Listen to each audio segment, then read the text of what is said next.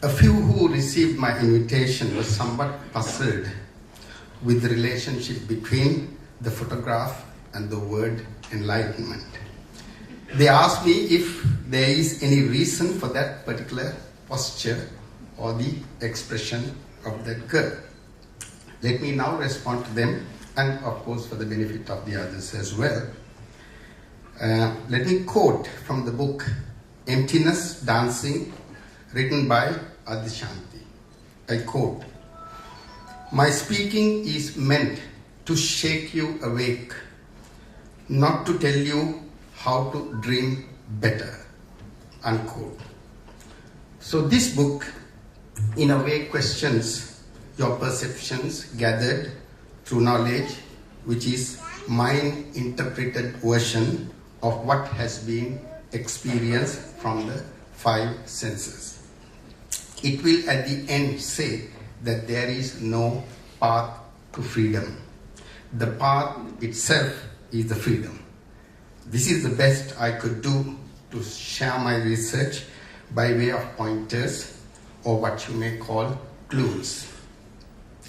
That is to create interest among the freedom seekers, especially the tourists who are looking for some kind of inner peace or tranquility. I'm speaking about an experience without an experiencer. The experiencer is a mere thought, a conditioned thought with an imaginary time factor, continuously replenished by an attentive thought, reinforced by emotions. This is called a mind-driven life. This may sound a bit confusing to you, but not for those who are willing to give up the next thought, the next moment, the next desire, at least for a while, to see what happens. You may ask me, now for me to write a book like this and write a book on enlightenment, whether I am enlightened. Well, I could tell you that I'm enlightened enough to calculate the cost of my book and offer you at a price so that I can at least recover the money that I spent. In a way, I'm not joking, because this was expensive business, because with the quality that is demanded by international readership, there was a huge cost that was involved.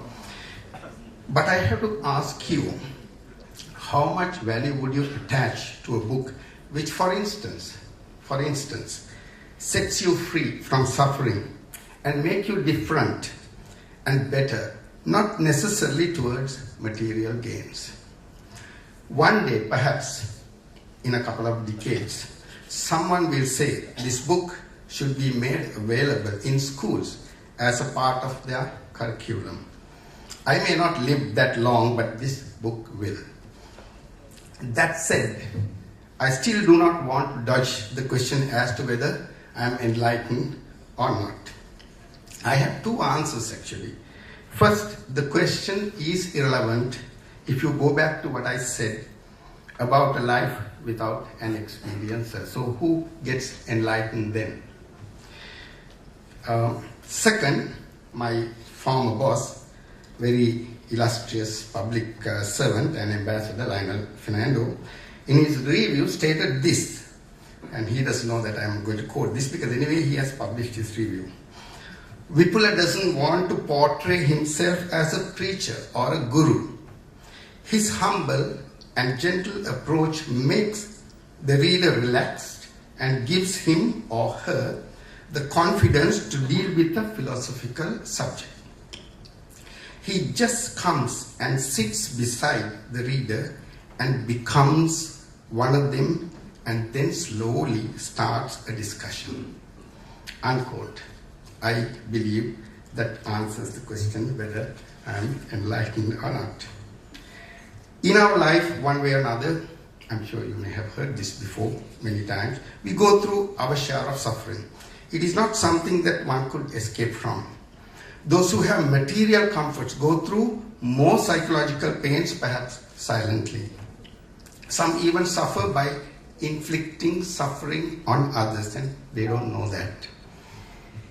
The suffering encompasses anxiety, stress, anger, fear, fury, worries, all that. And they are very much seen in day-to-day behavior of our people.